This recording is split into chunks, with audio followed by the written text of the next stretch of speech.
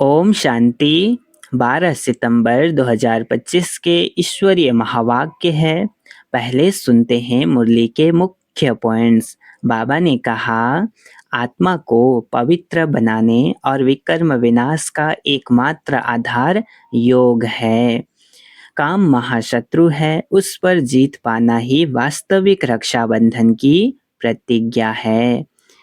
यह संपूर्ण सृष्टि एक ड्रामा है। हर आत्मा अपने निश्चित पाठ को आदि से अंत तक निभाती है। शिव बाबा स्वयं आकर मनुष्यों को प्राचीन राजयोग सिखाते हैं। प्रेरणा से कुछ भी संभव नहीं है। माया बहुत शक्तिशाली है। यदि निश्चय बुद्धि न बने तो 8-10 साल बाद भी बच्चा हाथ छोड़ देता है और पद भ्रष्ट हो जाता है।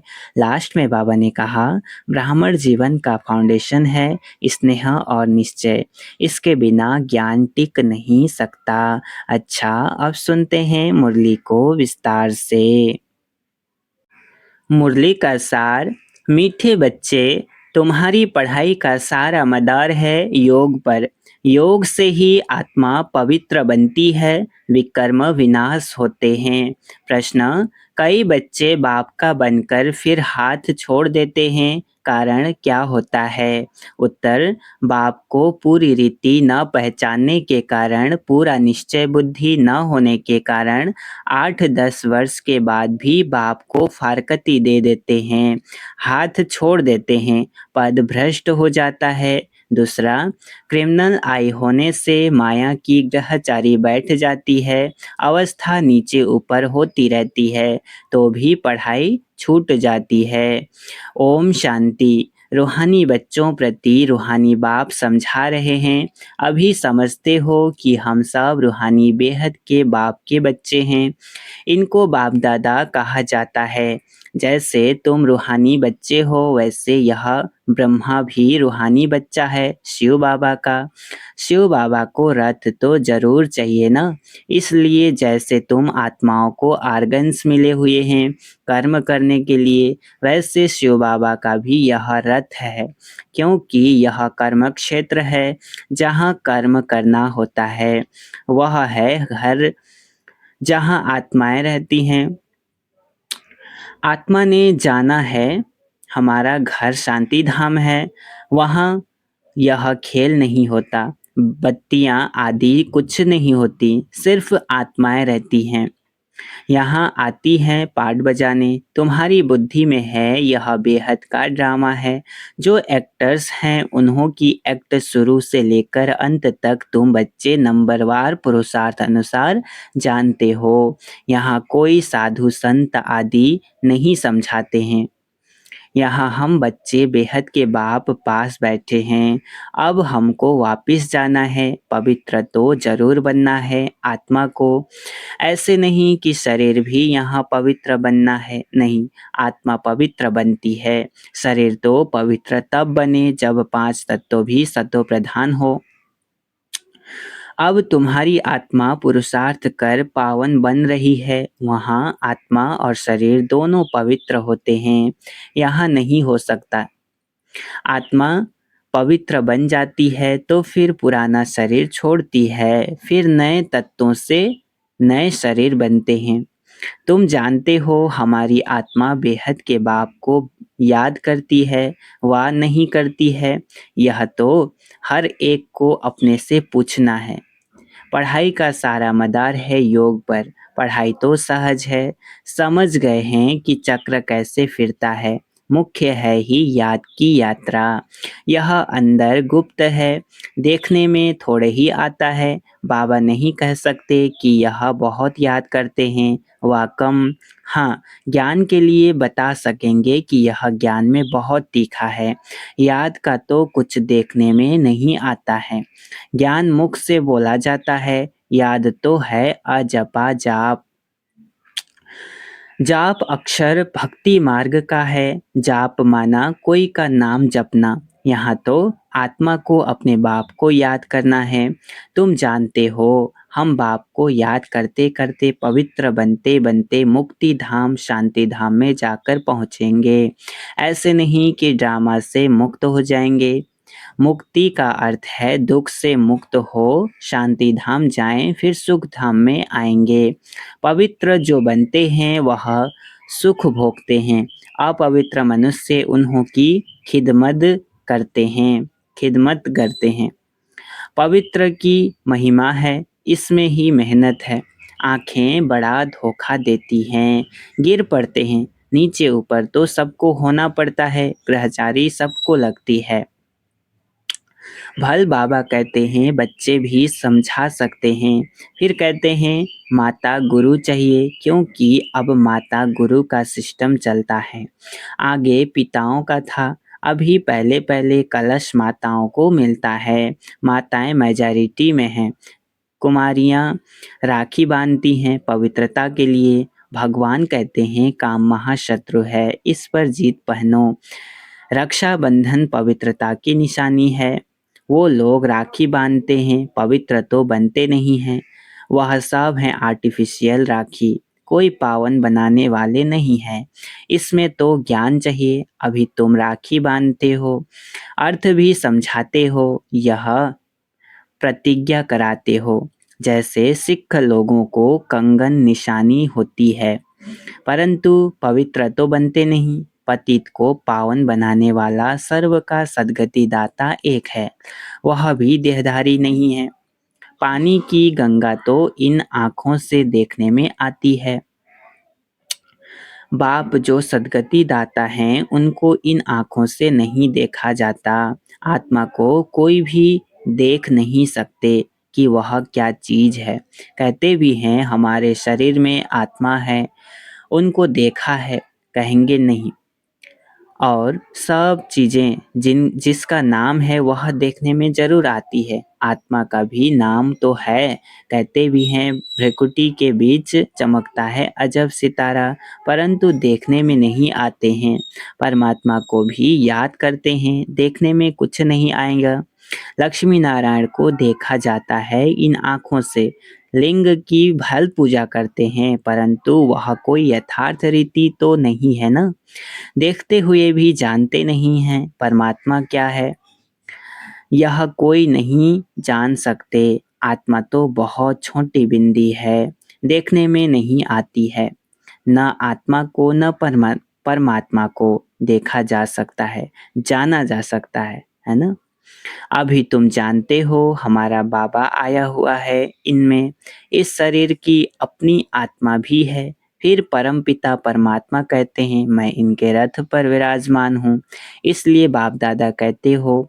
अब दादा को तो इन आँखों से देखते हो, बाप को नहीं देखते हो। जानते हो बाबा ज्ञान का सागर है, वह इस शरीर द्वारा हमको ज्ञान सुना रहे हैं। वह ज्ञान का सागर पतित पावन है, निराकार रास्ता कैसे बताएंगे। प्रेरणा से तो कोई काम नहीं होता, भगवान आते हैं यह किसको भी पता नहीं है। शिव जयंती भी मनाते हैं तो जरूर यहाँ आता होगा ना। तुम जानते हो अभी वह हमको पढ़ा रहे हैं, बाबा इसमें आकर पढ़ाते हैं। बाप को पूरी रीति न पहचानने कारण, निश्चय बुद्धि न होने के कारण 8-10 वर्ष के बाद भी फारकती दे देते हैं। माया बिल्कुल ही आधा बना देती है, बाप का बनकर फिर छोड़ देते हैं तो पद भ्रष्ट हो जाते हैं। अब तुम बच्चों को बाप का परिचय मिला है तो औरों को भी देना है। ऋषि मुनि आदि सब नेति नेति करते गए, आगे तुम भी जानते नहीं थे, अभी तुम कहेंगे हाँ हम जानते हैं तो आस्तिक हो गए। सृष्टि का चक्र कैसे फिरता है यह भी तुम जानते हो। सारी दुनिया और तुम खुद इस पढ़ाई के पहले नास्तिक थे, अब बाप ने समझाया है तो तुम कहते हो हमको परम पिता परमात्मा बाप ने समझाया है, आस्तिक बनाया है। हम रचता और रचना के आदि मध्य अंत को नहीं जानते थे। बाप हैं रचता, बाप ही संगम पर आकर नई दुनिया की स्थापना भी करते हैं और पुरानी दुनिया का विनाश भी करते हैं। पुरानी दुनिया के विनाश के लिए यह महाभारत लड़ाई है, जिसके लिए समझते हैं उस समय श्री कृष्ण था, अभी तुम समझते हो निराकार बाप था। उनको देखा नहीं जाता है। श्री कृष्ण का तो चित्र है, देखा जाता है। शिव को देख नहीं सकते। श्री कृष्ण तो हैं सतयुग का प्रिंस, वही फीचर्स फिर हो न सके। श्री कृष्ण भी कब कैसे आया यह भी कोई नहीं जानते हैं। श्री कृष्ण को कंस की जेल में दिखाते हैं। कंस सतयुग में था क्या? यह कैसे सकता है ना? कंस असुर को कहा जाता है। इस समय सारी आसुरी संप्रदाय है ना, एक दो को मारते काटते रहते हैं। दैवी दुनिया थी, यह भूल गए हैं। ईश्वरीय दैवी दुनिया ईश्वर ने स्थापन की, यह भी तुम्हारी बुद्धि में है। नंबरवार पुरुषार्थ अनुसार अभी तुम हो ईश्वरीय परिवार, फिर वहाँ होंगे दैवी परिवार। इस समय ईश्वर तुमको लायक बना रहे हैं स्वर्ग का देवी देवता बनाने, बाप पढ़ा रहे हैं। इस संगम युग को कोई भी नहीं जानते, कोई भी शास्त्र में इस पुरुषोत्तम युग की बात नहीं है। पुरुषोत्तम युग अर्थात जहाँ पुरुषोत्तम बनना होता है। सतयुग को कहेंगे पुरुषोत्तम युग। इस समय तो मनुष्य पुरुषोत्तम नहीं है, इनको तो कनिष्ठ तमो प्रधान कहेंगे। यह सब बातें सिवाय तुम ब्राह्मणों के और कोई नहीं समझ सकते। बाप कहते हैं यह है आसुरी भ्रष्टाचारी दुनिया। सतयुग में ऐसा कोई वातावरण नहीं होता। वह थी श्रेष्ठचारी दुनिया, है ना, श्रेष्ठाचारी दुनिया। उन्हों के चित्र हैं बरोबर, यह श्रेष्ठाचारी दुनिया के मालिक थे। भारत के राजाएं होकर गए हैं जो पूजे जाते हैं। पूज्य पवित्र थे जो ही फिर पुजारी बने हैं, है ना। पुजारी भक्ति मार्ग को, पूज्य ज्ञान मार्ग को कहा जाता है। पूज्य सो पुजारी, पुजारी फिर पूज्य कैसे बनते हैं यह भी तुम जानते हो। इस दुनिया में पूज्य एक भी हो न सके। पूज्य परमपिता परमात्मा और देवताओं को ही कहा जाता है। परमपिता परमात्मा है सबका पूज्य, सब धर्म वाले उनकी पूजा करते हैं। ऐसे बाप का जन्म यहाँ ही गाया जाता है। शिव जयंती है ना, परंतु मनुष्यों को कुछ पता नहीं कि उनका जन्म भारत में होता है। आजकल तो शिव जयंती की हॉलीडे भी नहीं करते। जयंती मनाओ न मनाओ तुम्हारी मर्जी, ऑफिशियल हॉलीडे नहीं है। जो शिव जयंती को नहीं मनाते हैं मानते हैं वह तो अपने काम पर चले जाते हैं। बहुत धर्म है ना। सतयुग में ऐसी बातें होती नहीं, वहाँ यह वातावरण ही नहीं। सतयुग है ही नई दुनिया, एक धर्म। वहाँ यह पता नहीं पड़ता कि हमारे पीछे चंद्रवंशी राज्य होगा। यहाँ तुम सब जानते हो यह पास्ट हो गया है। सतयुग में तुम होंगे, वहाँ किस पास्ट को याद करेंगे, है ना। पास्ट तो हुआ कलयुग, उनकी हिस्ट्री ज्योग्राफी सुनने से क्या फायदा, है ना। वहाँ याद भी नहीं रहता तो कोई जानने की इच्छा भी नहीं करता। यहाँ तुम जानते हो हम बाबा के पास बैठे हैं। बाबा टीचर भी हैं, सतगुरु भी हैं। बाप आए हैं सबकी सद्गति करने, सभी आत्माओं को जरूर ले जाएंगे। मनुष्य तो देह अभिमान में आकर कहते हैं सब मिट्टी में मिल जाना है। यह नहीं समझते आत्माएं तो चली जाएंगी, बाकी यह शरीर मिट्टी के बने हुए हैं। यह पुराना शरीर खत्म हो जाता है।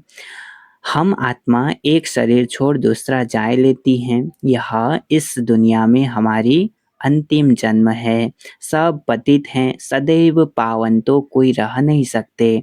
सतो प्रधान सतो रजो तमो होते ही हैं। वो लोग तो कह देते सब ईश्वर के ही रूप हैं। ईश्वर ने अपने अनेक रूप बनाए हैं खेल पाल करने के लिए। हिसाब किताब कुछ नहीं जानते, न खेल पाल करने वाले को जानते हैं। बाप ही बैठकर वर्ल्ड की हिस्ट्री ज्योग्राफी समझाते हैं। खेल में हर एक का पार्ट अलग अलग है, सबका पोजीशन अलग अलग है। जो जैसा पोजीशन वाला होता है उनकी महिमा होती है। यह सब बातें बाप संगम पर ही समझाते हैं। सतयुग में फिर सतयुग का पार्ट चलेगा, वहाँ यह बातें नहीं होती। होगी। यहाँ तुमको सृष्टि चक्र का ज्ञान बुद्धि में फिरता रहता है। तुम्हारा नाम ही है स्वदर्शन चक्रधारी। लक्ष्मी नारायण को थोड़े ही स्वदर्शन चक्र दिया जाता है। यह है ही यहाँ के मूल वतन में सिर्फ आत्माएं रहती हैं, सूक्ष्म वतन में कुछ नहीं। मनुष्य, जानवर, पशु पक्षी आदि सब यहाँ होते हैं। सतयुग में मोर आदि दिखाते हैं। ऐसे नहीं कि वहाँ मोर के पंख निकाल पहनते हैं, मोर को थोड़े ही दुख देंगे। ऐसे भी नहीं मोर का गिरा हुआ पंख ताज में लगाएंगे, नहीं, ताज में भी झूठी निशानी दे दी है ना, वहाँ की नहीं है, ये बाबा ने बता दिया आज। वहाँ सब खूबसूरत चीजें होती हैं, गंदी कोई चीज का नाम निशान नहीं। ऐसी कोई चीज नहीं होती जिसको देखकर घृणा आए। यहाँ तो घृणा आदि है ना। वहाँ जानवरों को भी दुख नहीं होता है। सतयुग कितना फर्स्ट क्लास होगा। नाम ही है स्वर्ग, हेवन, नई दुनिया। यहाँ तो पुरानी दुनिया में देखो बरसात के कारण मकान गिरते रहते हैं, मनुष्य मर जाते हैं, अर्थक्वेक होगी, सब दब कर मर जाएंगे। सतयुग में बहुत थोड़े होंगे, फिर बाद में वृद्धि को पाते रहेंगे। पहले सूर्यवंशी होंगे, जब दुनिया 25% पुरानी होगी तो पीछे चंद्रवंशी होंगे। सतयुग 1250 वर्ष है, वह है 100% नई दुनिया, जहाँ देवी देवता राज्य करते हैं। तुम्हारे में भी बहुत इन बातों को भूल जाते हैं। राजधानी तो स्थापन होनी ही है, हार्ट फेल नहीं होना है, पुरुषार्थ की बात है।